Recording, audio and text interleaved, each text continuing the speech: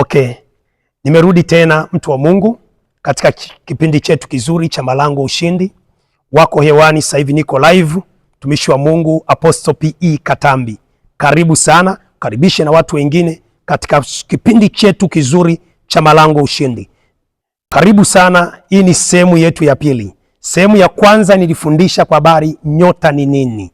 Sehemu ya kwanza nilifundisha kwa habari ya nyota ni nini. Katika sehemu ya kwanza nikafundisha kwa habari ya nyota ni nini, lakini nikaishia kuwafundisha nini maana ya nyota. Leo ninataka tuingie sehemu ya pili ambapo naenda kufundisha nyota ni nini. Nilifundisha ni sehemu ambayo ipo katika nafsi ya mtu, ni sehemu ambayo imebebwa katika nafsi ya mtu, au ni kitu ambacho kinaunganishwa na nafsi ya mtu, ni sehemu ya nafsi ya mtu. Nyota, nikasema unapogusa nyota yako mambo lazima haribike. Lakini leo nitaanza kufundisha moja kwa moja.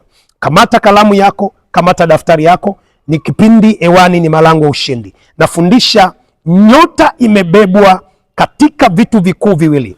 Nyota ya mwanadamu ina vitu vikuu viwili. Nyota ya mwanadamu ina vitu vikuu viwili. Hivi vitu vikuu viwili vikiunganishwa ndio tunapata neno nyota. Kitu cha kwanza kwenye nyota ya mwanadamu imeunganishwa na vitu vikuu viwili. Kitu cha kwanza kinaitwa pembe za nyota. Kitu cha kwanza kinaitwa pembe za nyota, na kitu cha pili kinachounganisha nyota ya mwanadamu inaitwa magimba. Magimba hapa nadhani utanielewa, kinaitwa magimba. Kwa hiyo kitu cha kwanza kwenye nyota ya mwanadamu ni kitu kinachoitwa magimba, alafu cha pili kwenye nyota ya mwanadamu kinaitwa pembe tano za nyota. Kwa nini nafundisha mambo haya?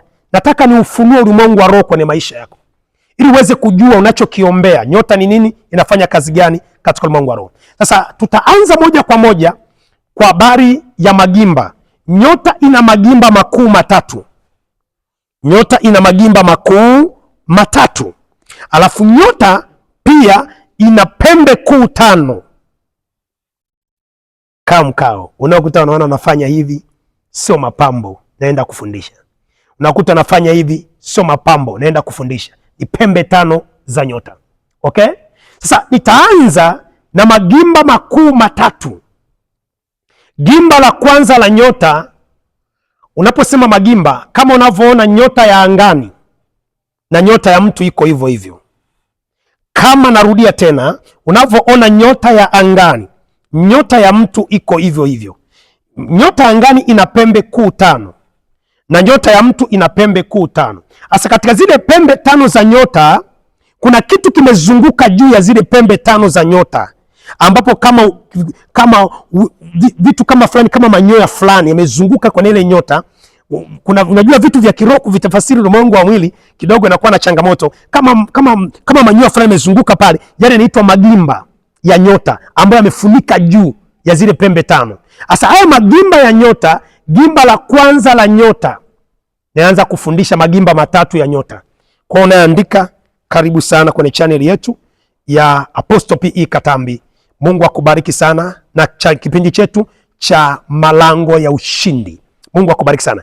Kwa hiyo nyota, unapoulizwa hata usingizini, imebebwa na vitu vikuu viwili. Cha kwanza ni magimba matatu, cha pili ni pembe kuu tano. Tunaanza na magimba matatu. Tunaanza na magimba matatu ya kwenye nyota. Gimba la kwanza la kwenye nyota. Gimba la kwanza la kwenye nyota. Gimba la kwanza la kwenye nyota. Mvuto. Gimba la kwanza la kwenye nyota, mvuto. Namna ya gimba la kwanza la kwanza kwenye nyota yako ni mvuto. Kuwa na mvuto kwenye biashara, unafanya jambo kwenye kampuni, watu wanatamani tu kujiunga na hiyo kampuni. Gimba la kwanza kwenye nyota ni mvuto. Gimba la kwanza kwenye nyota ni mvuto. Unafanya biashara, watu wanatamani kujiunga na wewe.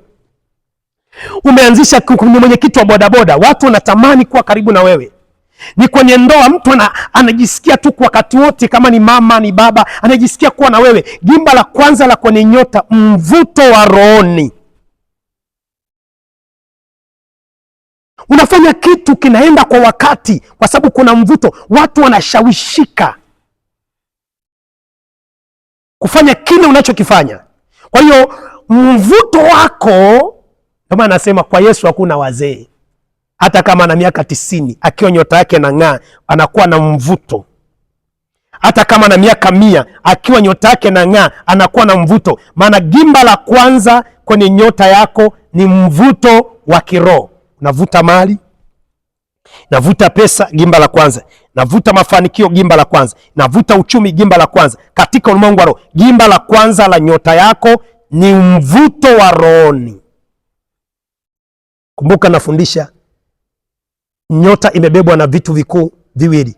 Kitu cha kwanza, magimba matatu. Kitu cha pili, pembe kuu 5. Kwa hiyo wakigusa eneo la gimba la mvuto wako wa rohoni, ndio unakuwa unafanya vitu vinaharibika. Unafanya mambo uko peke yako, familia na kutenga, ndugu wanakutenga, marafiki wanakutenga. Yani ukishirikisha watu kitu hawakusikilizi. Unajaribu kufanya mema, wenzio wanakuchukia, maana gimba la mvuto lina shida kwenye nyota yako. Wakikamata gimba lako la mvuto, unakosa kibali kwa watu, unakosa kibali kwenye jamii, unakosa kibali kwenye familia. Wameshika gimba lako la mvuto katika ulimwengu wa roho. Hilo ni eneo la kwanza la nyota yako. Gimba la kwanza ni mvuto katika ulimwengu wa roho. Kumbuka kuna magimba matatu. Tunaenda gimba la pili la nyota yako. Gimba la pili la nyota yako. Gimba la pili la nyota yako ni dhamira. Dhamira ya moyo wako. Dhamira ya moyo wako. Mtu mwenye gimba la pili la nyota ni dhamira ya moyo wako. Gimba la pili la nyota yako ni dhamira ya moyo wako katika ulimwengu wa roho. Sasa kwa nini nafundisha dhamira ya moyo wako? Ile namna ya kudhamiria, ile namna ya kudhamiria kibiashara, ile namna ya kudhamiria kiuchumi, ile namna ya kudhamiria niwe na kampuni, ile namna ya kudhamiria niwe na mafanikio, namna ya kudhamiria niinuke kibiashara, namna ya kudhamiria niinuke kiuchumi. Dhamira yako ya rohoni imebebwa na nyota yako. Dhamira yako kwenye biashara, kwenye uchumi imebebwa na nyota yako. Ile mtu anadhamiria, lazima tu nimiliki nyumba mimi, lazima mimi nimiliki gari nzuri. Ile mtu anadhamiria, lazima tu nioe mwanamke, lazima tu niolewe na mwanaume, au ni lazima tu mimi, lazima paka mwaka fulani sitakufa sijajenga gorofa, sitakufa sina nyumba nzuri. Ile mtu anadhamiria, lazima nitende hiki na hiki. Dhamira yako iko kwenye nyota yako. Kwa hiyo gimba la pili limebebwa na dhamira ya moyo wako. Kwa hiyo wakishika gimba lako la dhamira, unakuwa ni mtu wa kukata tu tamaa.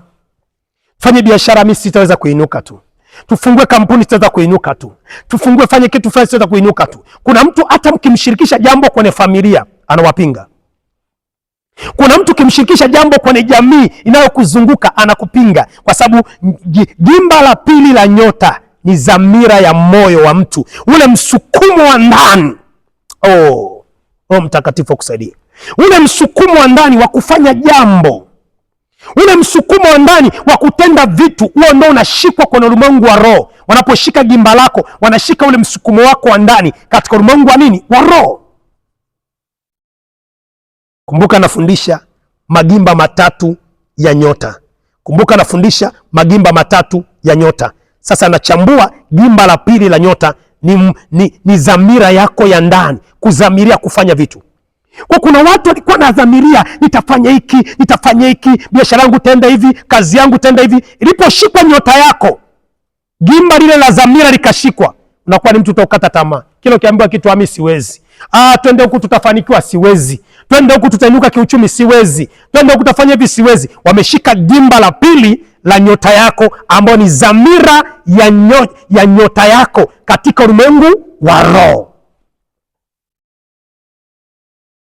Mtu mwenye gimba hili la dhamira ya kudhamiria kitu, huwa hakati tamaa, wale mambo mengine watu walioshindwa, mambo mengine watu waliokata tamaa, waliofadhaika, huyu mwenye gimba la dhamira anaweza kulifanya. Mtu ambaye gimba lake la dhamira limepigwa, liko sawasawa, hata kama watu wamevunjika moyo kufanya jambo fulani, hata kama walianzisha biashara wameshindwa, wameanzisha kazi wameshindwa, huyu anaweza kufanikiwa kwa sababu gimba la pili la nyota yake ya dhamira liko sawa. Kumbuka, usisahau, nafundisha vitu viwili vinavyowakilisha nyota yako. Cha kwanza nimesema magimba matatu, na tumeanza kuchambua gimba la kwanza. Ni gimba ambalo tumeanza kulichambua na tukachambua gimba la pili. La kwanza tumesema mvuto. Gimba la kwanza tumeanza kusema mvuto, tukaanza kuchambua kuvuta vitu, mali, kuvuta makampuni, kuvuta nini inakuwa ndani yako. Na hili gimba la mvuto asilimia kubwa wanakuwa nalo wasanii wanakuwa na ile mvuto ile, yani kile unachokifanya uweze, wasanii unakuambia anaenda kuchukua mvuto, kwamba akifanya kitu inua mikono, punga, fanya hivi. Watumishi pia, waimbaji wanahitaji sana ile gimba la mvuto. Hilo ndio gimba la kwanza. Lakini gimba la pili nimesema dhamira ya moyo wako, kudhamiria jambo, kuwa na msukumo wa ndani, lazima nifanye, nitaweza. Mwingine ameshindwaje? Mwingine amekataje tamaa? Mimi nitaweza, mimi nitainuka. Ile dhamira ya moyo imebebwa kwenye gimba lako la kiroho. Hilo ni gimba la pili. Gimba la tatu ambao ni sehemu ya nyota yako, gimba la bahati. Gimba la bahati, ili gimba la bahati linafanya kazi sana kwasa kwa wale watu ambao wanatamani kufanikiwa. Yaani kile unachokifanya unakuwa na bahati. Wengine waliposhindwa, walipokata tamaa, walipovunjika moyo, gimba la bahati. Ili gimba la bahati linakupa nguvu sana ya kufanikiwa kwa kila jambo unalofanya, kwa kila kitu unachokifanya. Ukiwa na gimba la bahati, hata ukianzisha biashara mahali ambapo wengine wamekwama, mahali wengine wamekata tamaa, mahali wengine wamefadhaika, unafanikiwa kwa wepesi, unainuka kwa wepesi, unafanya vitu kwa wepesi, maana una gimba la bahati katika ulimwengu wa roho. Maana una gimba la bahati katika ulimwengu wa roho. Wakiondoa ile gimba la bahati, wakiondoa gimba la bahati, unakuwa unafanya vitu vinaharibika. Wakiondoa gimba la bahati, unakuwa unafanya vitu haviendi sawa. Wakiondoa gimba la bahati, unakuwa unafanya vitu vinakwama. Unaanzisha kitu kinakwama, unajikuta unachoanzisha unafanya mwenyewe. Ukianzisha biashara unafanya mwenyewe. Ukianzisha hoteli unakula vyakula mwenyewe. Ukianzisha kampuni wanakukimbia wote. Ukianzisha kanisa wanakukimbia wote. Ukianzisha uimbaji wanakukimbia wote. Wamegusa gimba la tatu la nyota yako. Gimba la tatu la nyota yako, bahati. Kumbuka nafundisha somo letu pendwa la nyota ni nini, na tuko kwenye eneo la nyota imebebwa na maeneo makuu mawili. Eneo la kwanza imebebwa katika gimba, eneo la pili imebebwa katika pembe tano za nyota. Kwa niko nafafanua magimba yako matatu. Gimba la kwanza nimesema mvuto, gimba la pili nimesema dhamira ya moyo, gimba la tatu la nyota nimesema bahati. Kwa kuna watu anafanya kitu kinaharibika. Unaenda unatafuta kazi, unapambana, unatuma maombi kwenye kazi, yanaishia njiani. Unapanga mipango, malengo, yanaishia njiani. Gimba la bahati limechezewa. Kwa hiyo nyota ina sehemu kuu, narudia tena pale ulipo unaposikiliza, nyota ina sehemu kuu mbili.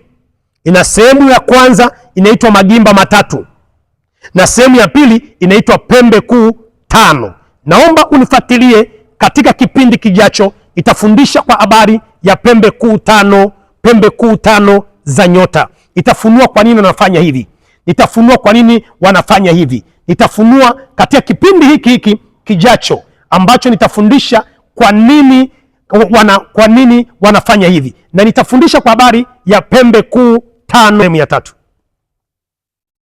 Mungu awabariki na tukutane sehemu ya tatu. Linki hii usiache kumsambazia mwenzako. Vitu hivi vinatesa watu wengi. Mungu awabariki sana. Naweza kama ni mara yako ya kwanza kuingia kwenye channel yetu, unaweza kusubscribe ili uwe wa kwanza kupata masomo haya. Mungu akubariki sana. Na wewe ambao umesha subscribe, Karibu sana kwenye familia yetu ya Apostle P.E. Katambi. Mungu akubariki sana, na karibu katika kipindi chetu kipendwa cha Malango ya Ushindi. Tukutane hapa hapa katika jina la Yesu na kwa damu ya Yesu aliye hai. Shalom, shalom. Amen.